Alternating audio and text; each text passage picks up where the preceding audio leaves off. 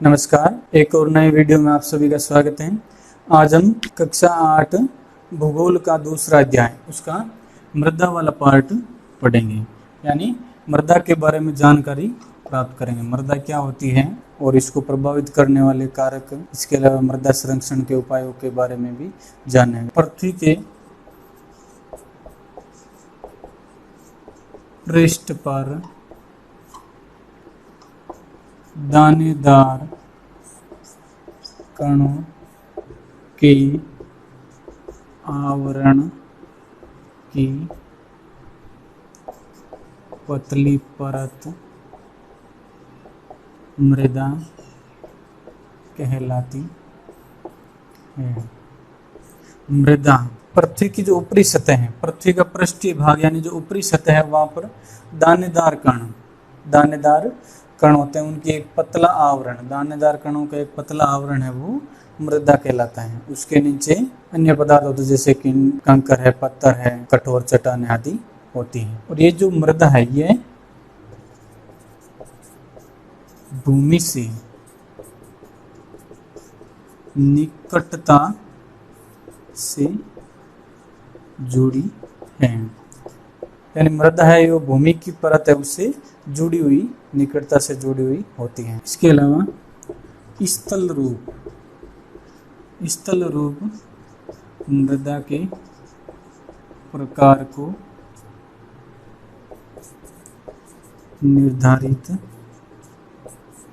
करता है, यानी स्थल का जो रूप है वो मृदा किस प्रकार की होगी उसका निर्धारण करता है। अब देखते हैं मृदा का निर्माण कैसे होता है। मृदा का निर्माण कैसे होता है? मृदा का निर्माण चट्टानों से प्राप्त खनिज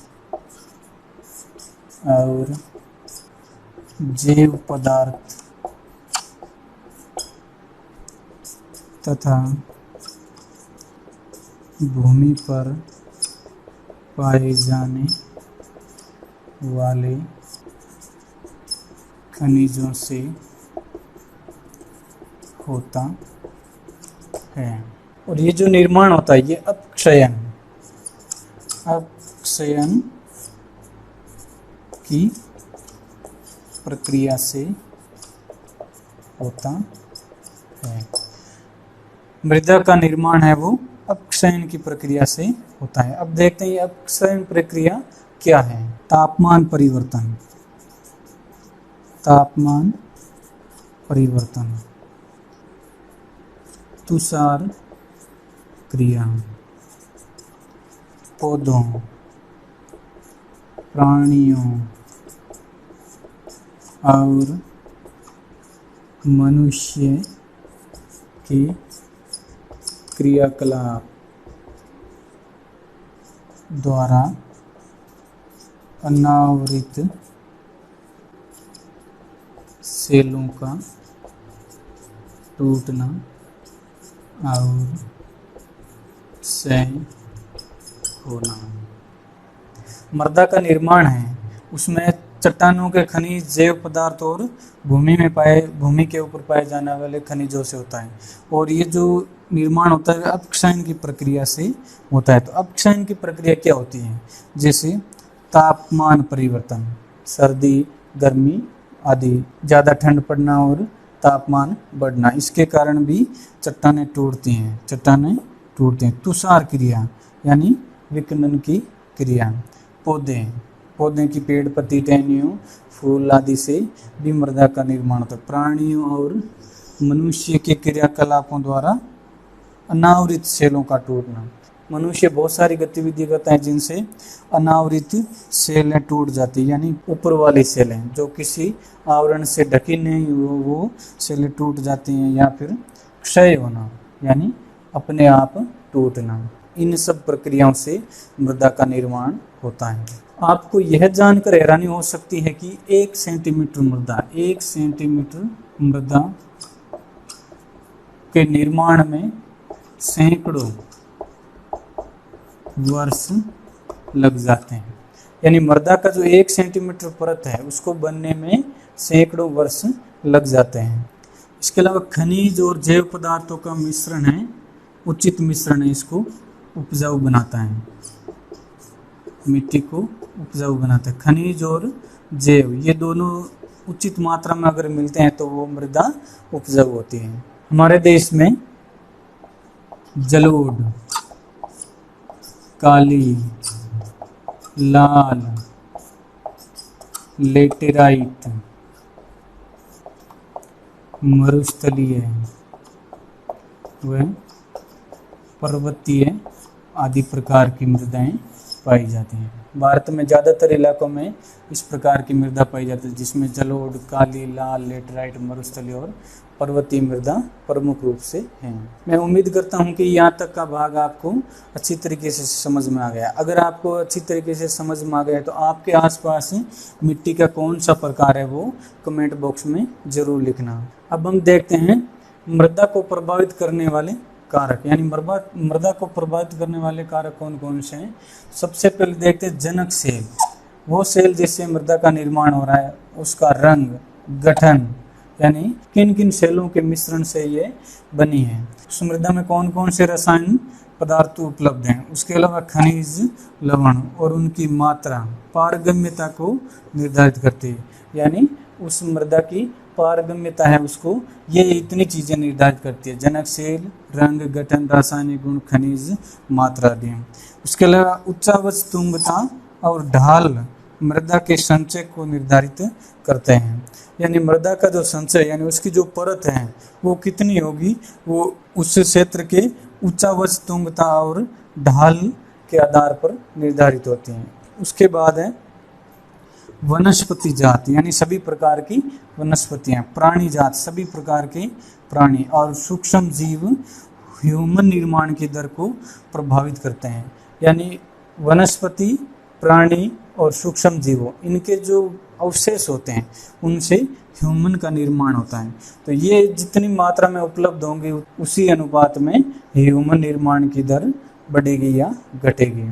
अगला है जलवायु, तापमान, वर्षा, अपक्षयन और ह्यूमन निर्माण की दर को प्रभावित करती हैं। तो उसके अलावा ये जलवायु है, तापमान है, वर्षा है, अपक्षयन है, ये सब चीज़ें मृदा के निर्माण को प्रभावित करती हैं।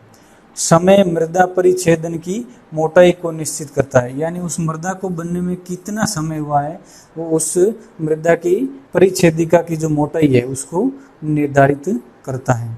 मृदा परिच्छेदिका में सबसे ऊपर ये जो पतली लाइन दिख रही है आपको, ये ह्यूम्स और वनस्पति के साथ ऊपरी मृदा होती है, यानी वनस्पति और ह्यूम्स के जो टुकड़े होते हैं उससे बनी हुई है पतली परत होती है। उसके ऊपर ये घास होती है, जिसके ऊपर ये घास उगती है। इस ऊपरी परत के बाद ये जो भाग है ये बालू, गाद, कले के साथ उपमृदा कहलाती है। दूसरा भाग ये क्या कहलाएगा, उपमृदा। उसके बाद ये जो भाग होता है, ये वाला भाग है, ये इतना अपक्षयित चट्टानी पदार्थ, यानी चट्टानों के टूटने के बाद, अपक्षयन के बाद जो चट्टानों का पदार्थ होता है वो इस भाग में रहेगा। और सबसे नीचे होती है जनक चट्टानें या जनक सेलें, जिनके द्वारा मृदा का निर्माण होता है। तो ये सारा क्या है, मृदा परिच्छेदिका कहलाता है। अब हम देखते हैं मृदा संरक्षण के उपाय। मृदा संरक्षण के उपाय। मृदा अपर्दन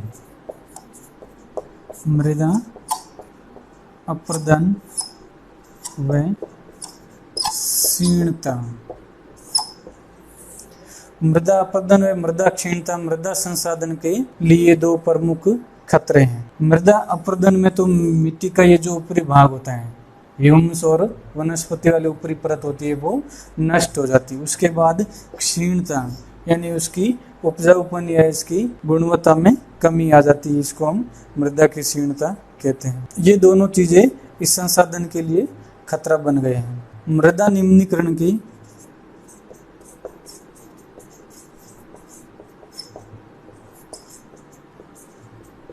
कारक मानवीय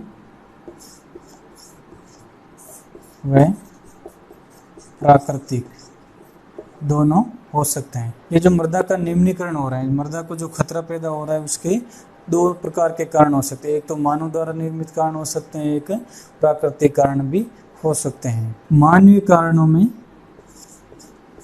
वनों की कटाई, अतिचारण, रासायनिक खाद व कीटनाशकों का प्रयोग आदि हो सकते हैं। इसके अलावा प्राकृतिक कारणों में बाढ़, भूस्खलन व वर्षा दोहन, ये कारण प्राकृतिक कारण है और ये मानवीय कारण, जिनके द्वारा मृदा का निम्नीकरण होता है, यानी उसको खतरा पैदा होता है। अब हम मृदा संरक्षण की कुछ विधियों की जानकारी प्राप्त करते हैं। पहला है मल्च बनाना।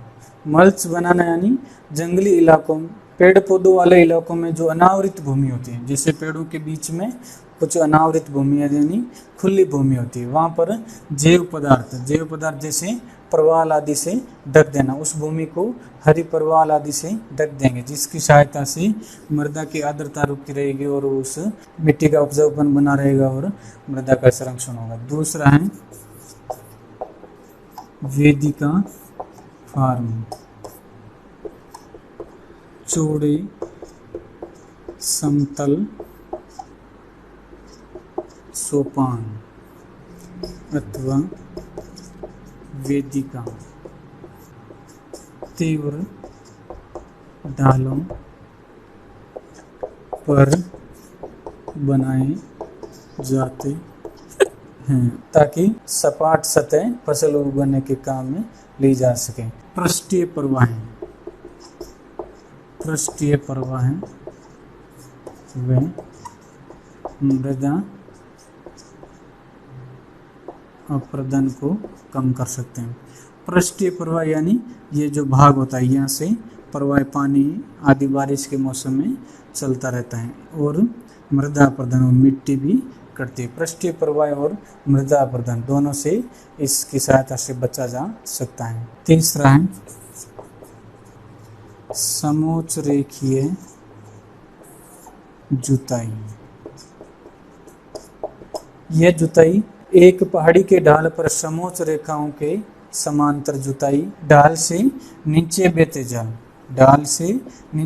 जल के लिए एक प्राकृतिक अवरोध पैदा करती है, जिसकी सहायता से मृदा का संरक्षण होता है। चौथा है रक्षक मेखलाएं। पवन गति को रोकने के लिए कतारों में वृक्ष लगाए जाते हैं। ये रक्षक मेखला ये तटीय इलाकों या मरुस्थलीय इलाकों में लगाई जाती हैं, जिससे पवन गति को रोका जा सके और मृदा का अपरदन है उसको कम किया जा सके। अगला है चट्टान बांध। ये बांध जल के प्रवाह को कम करने के लिए बनाए जाते हैं। अगला है बीज की फसल उगाना। वर्षा दोहन से मृदा को सुरक्षित रखने के लिए अलग अलग समय पर भिन्न भिन्न फसलें कतारों में उगाई जाती हैं। जैसे एक ऊंची हाइट वाली फसल उगा दी, उसके बाद छोटी फसलें भी उगा सकते हैं। उसके बाद एक कतार ऊंची हाइट वाली, एक सामान्य फसल और फिर दूसरी ऊंची हाइट वाली फसल, ऐसे कतारों में उगाया जाता है। इस प्रकार इस वीडियो में हमने मृदा के बारे में जानकारी प्राप्त की। अगर यह वीडियो उपयोगी लगा हो तो इसको लाइक करें और अपने दोस्तों में शेयर करें, और अगर चैनल पर नए हैं तो चैनल को सब्सक्राइब करना नहीं भूलें। इस वीडियो को पूरा देखने के लिए आपका बहुत बहुत धन्यवाद।